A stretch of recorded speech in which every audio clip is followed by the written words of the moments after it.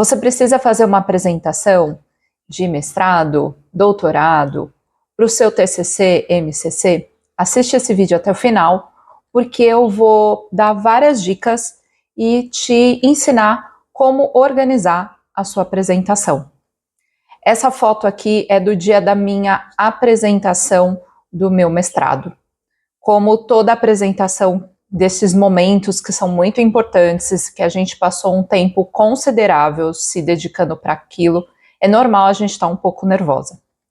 Durante a apresentação, o computador da Faculdade de Medicina, lá da USP, que é onde eu fiz o meu mestrado, ele resolveu só simplesmente reinicializar e, enfim, e ficou lá pensando durante a minha apresentação. Eu lembro que eu estava apresentando os métodos e tinha vários vídeos que eu ia demonstrar, mostrar, na verdade, para as pessoas, e aí o computador resolveu reinicializar, enfim, ficou lá pensando. Eu lembro que eu transpirava, e aí a apresentação lá na Faculdade de Medicina é muito formal, né? Então a gente usa beca e tudo mais. Eu lembro que eu senti o suor descer no meio das costas de nervoso. Mas por que eu tô contando essa história? Porque eu fiz aquele trabalho tantas e tantas vezes, eu vi aqueles vídeos tantas e tantas vezes, que o que eu precisava naquele momento era manter a calma e lembrar de tudo aquilo que eu fiz. Ninguém sabia daquele trabalho mais do que eu. Afinal de contas, eu passei muitos anos em cima daquele, estudando sobre aquilo, vendo aqueles vídeos e tudo mais. Então, foi isso que aconteceu. Obviamente que a banca percebeu que eu fiquei nervosa, mas no final eu fui muito elogiada porque eu consegui segurar a onda. A gente não segura a onda porque eu sou uma pessoa especial, espetacular ou sou um gênio. Não é por isso. É porque eu treinei por muitos momentos e porque eu estava bastante preparada para aquela apresentação e que eu tinha ali um material de recurso, de apoio, caso fosse necessário. E é disso que a gente vai conversar nesse vídeo de hoje. Então vamos lá. Então a primeira coisa, antes de realizar uma boa apresentação, é importante dormir bem, se alimentar bem, porque não adianta passar a noite antes da sua apresentação, virar à noite fazendo a apresentação, mexendo nela, isso só vai te deixar muito mais ansiosa e vai ser muito pior para você. Então, a gente precisa trabalhar com a apresentação muito antes, e quanto mais importante ela for, você precisa se dedicar muito mais para isso. Então, começa um mês antes, a apresentação tem que estar pronta, e o que você vai fazer até lá? Treinar, estudar, entender alguns pontos que você talvez precisa se aprofundar um pouco mais. Você pode pensar em algumas perguntas junto com outras pessoas, perguntas que você acha que a banca poderia fazer para você, ou se você vai fazer uma apresentação em um evento, quais talvez seriam as possíveis dúvidas? Então, quais são as lacunas que tem ali na sua apresentação? Será que tem alguma coisa que não está muito clara? Você, então, deve apresentar, fazer sua apresentação, treinar isso, apresentar para outras pessoas. E é legal porque escute as críticas das outras pessoas, não leve isso para o pessoal, porque quanto mais você treinar, você vai ficar melhor.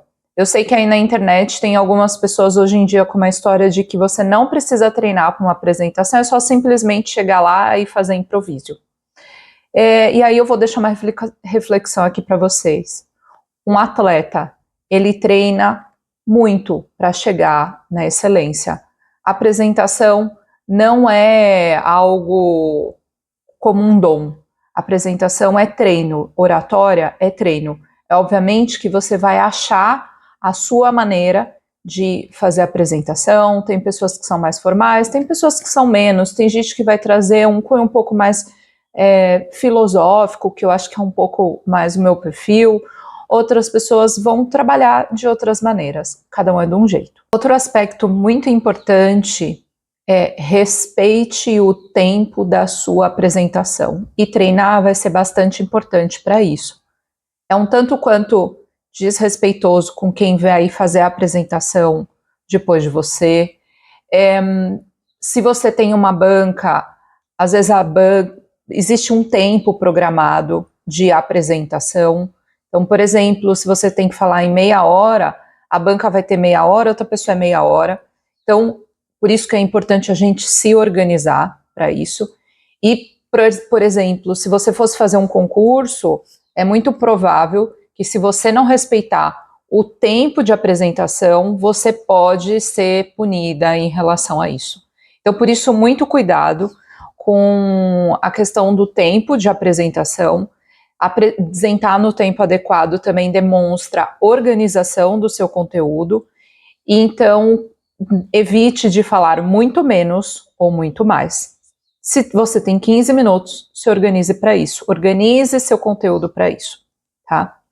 Então, e lembre-se que quando você vai apresentar, existe um componente que é o nervoso ali na hora. Então, algumas pessoas vão falar um pouquinho mais rápido, naquele sentido de eu vou falar rápido para aquilo terminar rápido, ou tem algumas pessoas que vão acabar sendo mais redundantes e vão acabar falando mais tempo. Então, considere isso durante seus treinos, e por isso que treinar é uma das coisas mais importantes para você fazer, estar preparado, e nunca deixe para a última hora. Então, vamos lá. Então, lembrando que a apresentação é um recurso visual. Ela tem que ser clara, ela tem que ser organizada e ela pode chamar a atenção de quem está assistindo. Por isso, eu, particularmente, isso é uma opinião muito minha, eu não gosto daqueles eventos onde todo mundo tem os mesmos slides, tá? Então, eu acho que a apresentação ela pode ser sua, ela pode ter sua cara.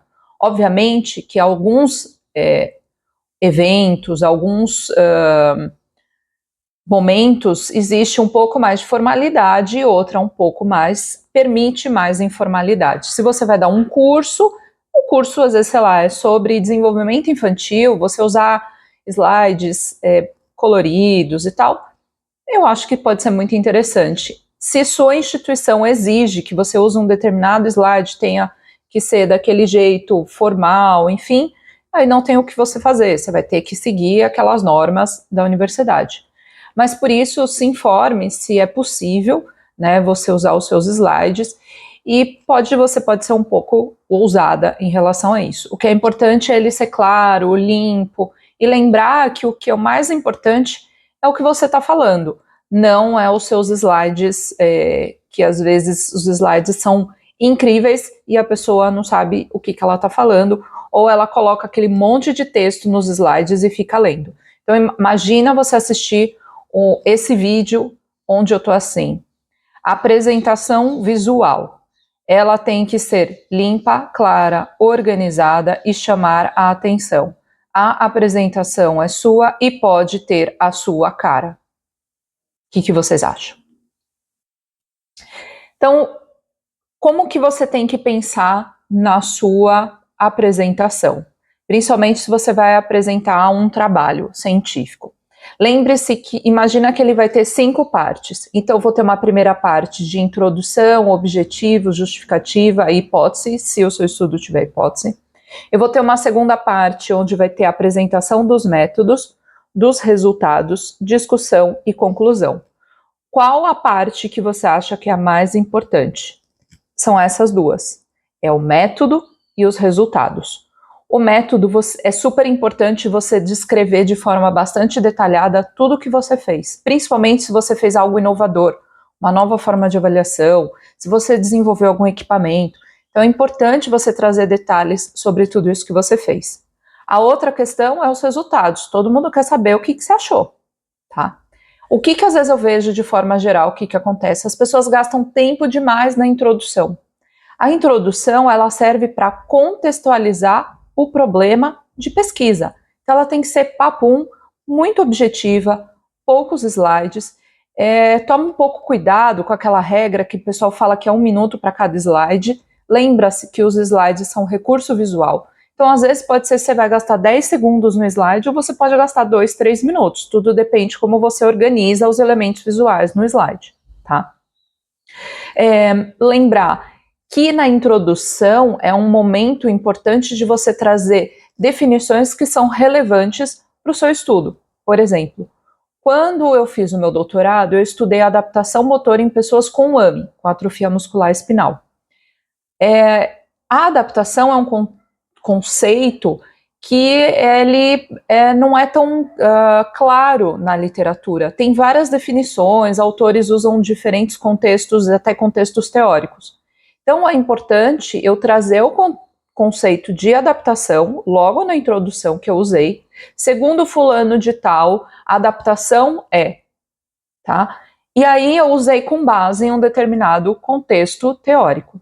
Então, isso já te posiciona, até para quem está te assistindo, entender em qual contexto, por exemplo, teórico, que isso pode mudar, né, do estudo. Isso vai determinar até a maneira como você vai olhar seus dados, como você vai, por exemplo, realizar o seu método. E lembre-se de outra coisa extremamente importante de colocar na introdução, que são as referências. Se eu vou trazer uma definição de uma determinada pessoa, eu preciso colocar referência. Quem é o autor, o ano, enfim, tem várias formas de colocar isso. Você pode pôr a foto do artigo, foto do livro, foto do autor, ou você pode pôr o nome do autor e o ano, né, da referência lá embaixo. Só é importante deixar claro que aquilo não foi você que criou, você se baseou na literatura. O próximo passo é você justificar a sua pesquisa. Entre aspas, se você fosse vender o seu estudo, você vai dizer o porquê que ele é importante. Então, por exemplo, avaliar o efeito da fisioterapia em pessoas com AME. Eu preciso justificar por que essa fisioterapia é importante para pessoas com AME. É lógico que eu já contextualizei isso ao longo da minha introdução, mas a justificativa ela vai amarrar tudo aquilo que você apresentou, aquelas definições, o contexto da doença e o porquê que aquela intervenção, por exemplo, é importante. E aí as justificativas podem ser várias, talvez porque esse é o primeiro estudo que vai investigar isso, ou porque você não concorda, talvez, com o que os outros estudos fizeram. Por exemplo, se os outros estudos fizeram uma intervenção de fisioterapia, mas só de 10 sessões, e você acha que, com base na literatura, que isso é muito pouco tempo, então o que você vai fazer é uma intervenção de 1 ano. Então, essa é uma justificativa. A gente precisa olhar se os efeitos durante o período de 1 ano, esse estudo talvez, será que esses resultados não podem ser diferentes? Então, é o momento de você vender o seu estudo, justificar a importância dele e amarrar tudo aquilo que você trouxe de conceito na sua introdução. O próximo passo é a hipótese e os objetivos. Então, a hipótese, nem todos os estudos vão ter, mas se você tiver, aí é o momento de apresentar a sua hipótese. E o objetivo, lembrando que ele tem que ser claro, coerente, lógico, assim como a sua hipótese, e elas vão estar interrelacionadas, né, correlacionadas. E algumas pessoas vão dizer que não existem objetivos de estudo, outras vão dizer que tem objetivo primário, secundário, mas acho que essa não é a discussão para esse vídeo. Mas, se você tem objetivo primário e secundário, apresente aí neste momento. Agora, se você vai fazer uma apresentação muito rápida, uma apresentação de 3 minutos, por exemplo, eu já cheguei a fazer apresentação de 3 minutos, então só coloca o seu objetivo principal, porque aí você vai ter que ser muito objetiva, tá? Então, não esqueça só de que ele tem que ser coerente também com o seu método. Método é uma das... vamos dizer que o trabalho, a sua apresentação vai ter 2 cerejas do bolo. A primeira delas é o método, a segunda é os resultados. E os resultados é aquela cereja maior, mais bonita, enfim. Então, método, a primeira coisa que você precisa dizer é sobre o seu desenho de estudo. Esse é um estudo transversal que foi realizado em tal ambulatório de tal universidade e teve aprovação do Comitê de Ética em Pesquisa e os participantes assinaram o termo de consentimento livre e esclarecido. Então, percebe que eu apresentei o método de forma breve, já disse o desenho de estudo, falei que ele foi aprovado no Comitê de Ética e onde foi realizado. Às vezes os alunos fazem muito agora eu vou falar do método. Percebe quanto tempo a gente gasta? Agora eu vou falar os resultados. Fala, simplesmente fala. Esse é um estudo longitudinal que foi realizado no Hospital das Clínicas da Faculdade de Medicina da USP, e esse estudo foi primeiramente aprovado pelo Comitê de Ética em Pesquisa, papapá. Outra coisa, se você teve parcerias, que é muito comum, por exemplo, em estudos multicêntricos, e vários outros centros participaram, aí é o momento de você dizer isso. Você também precisa deixar muito claro quem participou do seu estudo e como você recrutou essas pessoas e quais foram os critérios de inclusão e exclusão para participar. Isso precisa ser dito na sua apresentação. E aí, como você fez, né? Então, o que foi feito no seu estudo? Então, são todos os procedimentos que você adotou, desde lá do recrutamento até o final do estudo. Então, a gente recrutou as pessoas, você pode usar, por exemplo, uma linha do tempo para mostrar, principalmente se você fez um estudo com várias etapas, enfim, use fluxogramas, sejam criativos nesse sentido. E aí você pode, por exemplo, recrutamos 50 pessoas no ambulatório tal e tal, ou pelas redes sociais, ou as pessoas cadastradas no ambulatório. Depois disso, a gente fez uma avaliação, entrou em contato por telefone, fizemos uma avaliação inicial, fizemos uma intervenção de tantas semanas, depois as pessoas foram reavaliadas no final, e depois fizemos um follow-up, depois de 6 meses. Percebe que uma linha do tempo ia trazer clareza para tudo que você fez? Então, usem desses elementos gráficos para principalmente explicar essa parte do que foi feito. E aí você precisa dizer quais são os seus desfechos e quais os instrumentos de avaliação que você utilizou. Nem sempre dá para a gente apresentar tudo o que você coletou, então faça agrupamentos. Então, por exemplo, caracterização da amostra. Então, você coletou idade, sexo, gênero, profissão, número de pessoas que moram na casa, salário, e primeiros sintomas da doença, idade de diagnóstico, o que seja. Então, você pode criar, por exemplo, dados pessoais, outro grupo, características clínicas, dados socioeconômicos, enfim. Crie o que é adequado para o seu contexto, em vez de você ficar falando, foi coletado idade, sexo, gênero, não sei o que lá, percebe que fica cansativo? Então, foram coletados dados sobre dados pessoais, enfim. E aí, você colocando dessa forma, talvez você pode ser que, se for relevante, apresente isso, deixa isso no slide exatamente o que você coletou, tá? E aí é importante também você descrever como você analisou os dados, principalmente estudos que são muito complexos, estudos de doutorado. É muito comum a gente criar uma análise de dados. Então, deixa isso muito claro para as pessoas e durante a apresentação, e coloque também de forma muito breve qual foi a análise estatística que você usou, porque isso vai ser relevante para a próxima fase, que é sobre a apresentação dos resultados. Aqui eu coloquei também um slide em relação a método, tá? De revisão, porque eu sei que muitos de vocês fazem estudos de revisão. Apresente qual é o tipo de revisão que você fez, se você usou algum manual, que é extremamente recomendado para quem faz revisão, usar manual, coloca aí qual manual que você usou, ou seja, isso é um cuidado, né, e dá muito mais robustez para o seu trabalho. Apresente os critérios de inclusão que são adequados de acordo com o tipo de revisão que você fez. Então, por exemplo, se você fez uma revisão sistemática de efetividade, apresente os critérios PICO, tá? Então, os participantes, intervenção, comparador, o outcome, que é o desfecho, e também o tipo de estudo. E se for PCC, se for, por exemplo, uma revisão de escopo, que são participantes, conceitos e contextos, e isso, obviamente, você tem que apresentar e adequar aí de acordo com a revisão que você fez. Os critérios de inclusão, exclusão, as bases de dados que você fez, as buscas, e também é extremamente importante dizer quais foram as etapas ao longo da sua revisão. Descreva tudo isso. Se você quer um vídeo mais para eu falar de forma mais aprofundada sobre revisão sistemática, deixa aqui nos comentários.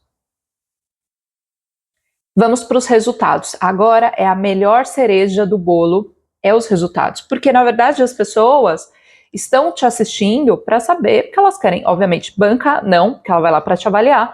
Mas imagina que você está numa apresentação de trabalho de congresso. As pessoas vão querer, com certeza, saber, né, a qualidade do seu estudo, se você fez um estudo com uma boa qualidade metodológica, mas elas querem saber o que você encontrou. É isso que é a cereja do bolo do seu trabalho. E é por isso que você tem que gastar mais tempo aqui para apresentar os resultados de forma clara, obviamente, de forma bastante coerente. E quanto mais você conseguir traduzir isso para quem está te assistindo, vai ficar melhor. E organizar, a gente tem várias formas de organizar dados, tá?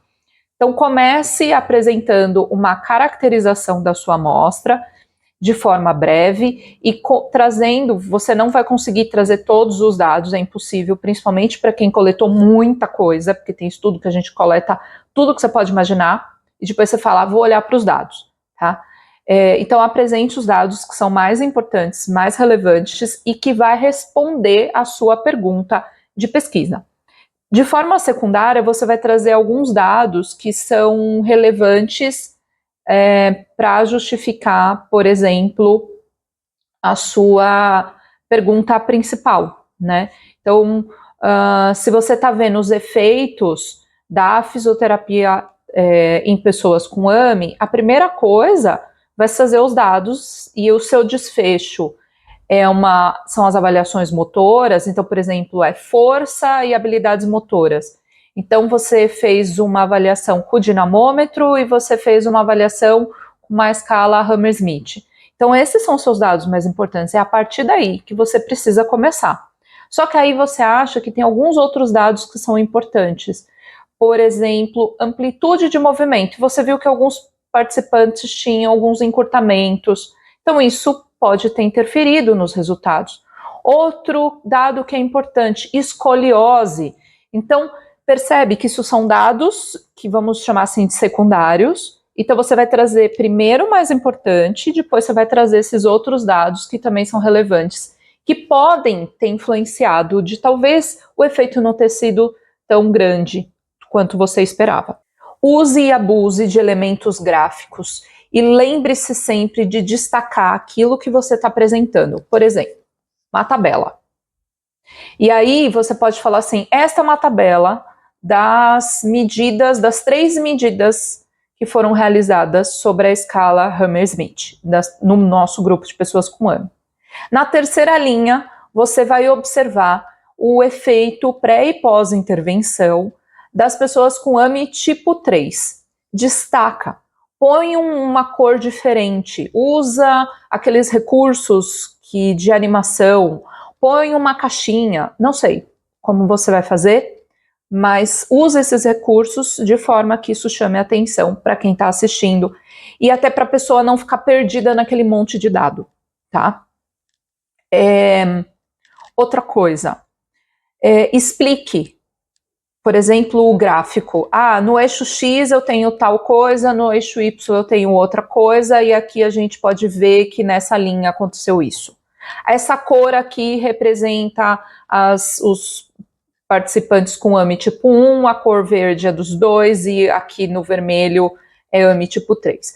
Percebe que isso traz clareza, principalmente nessas apresentações que são muito rápidas, porque uma coisa é você falar em 1 hora e a pessoa ter tempo de sentar, olhar, ficar apreciando o seu gráfico, né? Agora, a apresentação papum, então, e você tem muita coisa para falar, então direciona o olhar da pessoa e o que ela tem que olhar, tá? Discussão. Assim como nos resultados, não dá para a gente discutir tudo. Você vai pensar nos dados que são mais relevantes, seus achados mais importantes. Então, se os seus 2 desfechos principais foram a força e as habilidades motoras, então foca a discussão principalmente em relação a esses dois achados. Tá? E aí depois você vai correlacionar isso com outros estudos, levantar novas hipóteses, você vai trazer justificativas. Por exemplo, talvez todos os estudos fizeram a intervenção em 10 semanas e a sua intervenção foi ao longo de 1 ano. Então, talvez a sua intervenção, por exemplo, uma nova hipótese, provavelmente as pessoas com AME, para apresentar algum efeito, elas vão precisar de uma intervenção mais longa do que 10 sessões, né, para a gente conseguir algum efeito depois da intervenção. Ou, por exemplo, relatos de caso, estudos de caso, que são excelentes para criar novas hipóteses. Então, abuse disso na discussão e se desprenda um pouco dessa questão do efeito, quando a gente está falando de estudo de caso e relato de caso, e foque mais em levantar novas hipóteses, criar novas ideias, porque talvez estudos maiores vão ser feitos a partir do seu relato de caso e estudo de caso, tá? Sempre coloque referências quando você for trazer dados dos outros autores para conversar com você. E toda boa pesquisadora sabe as limitações do seu estudo. Então, por isso, sempre apresente isso, e aí você tem duas formas. A forma clássica, que é colocar no final da discussão um parágrafo falando as limitações do estudo foram tal e tal e tal. Ou você pode colocar isso ao longo do texto. O que seria uma limitação do estudo? Talvez eu tive uma perda amostral muito grande, o número pequeno de participantes, mas obviamente pense que isso é relativo, porque se eu for fazer um estudo com AVC ou paralisia cerebral, muito provável eu vou conseguir um número de participantes muito grande.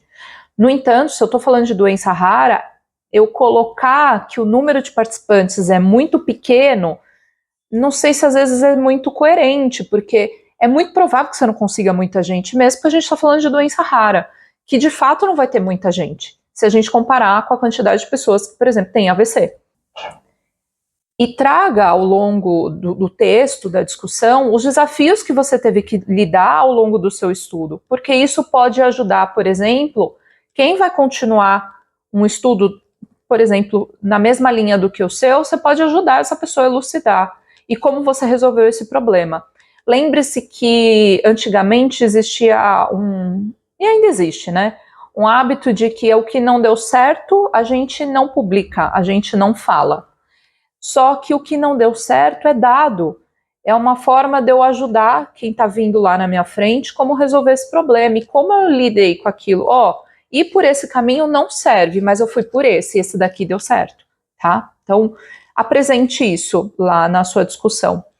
E apresente sugestões para futuros estudos. Precisamos de futuros estudos em um N maior não é uma boa sugestão, tá? Apresente. Com certeza você refletiu muito sobre isso ao longo de todo o tempo e os anos aí que você ficou trabalhando em cima desse estudo, então você sabe alguns novos caminhos para continuar. E é uma boa você sempre finalizar a sua apresentação, porque isso pode ser, você está no mestrado, isso vai virar seu doutorado, vai virar seu pós-doc, ou vai virar sua linha de pesquisa. Conclusão. Tem que responder sua pergunta de pesquisa. É isso e mais nada, e não fique enrolando. Clara e objetiva. Se você começar a falar, mas é que precisa de um maior número de participantes, não deu certo por isso, aquilo. Isso não é conclusão, isso é discussão. Conclusão é responder sua pergunta de pesquisa. Olha, as pessoas com AME, após 1 ano de intervenção de fisioterapia, elas apresentaram uma melhora na pontuação da Hammersmith de X pontos e conseguiram manter a força ao longo desse 1 ano. Ponto. Acabou, é isso, mais nada. Para a gente finalizar aqui esse vídeo, então foquem naquilo que você entendeu do seu trabalho. Apresente, traduza isso para suas palavras, tenta apresentar isso da maior forma possível, da forma mais clara possível. Evite ficar copiando e colando o texto lá do Word e trazer para a apresentação no slide. Isso fica muito feio, você fica lendo.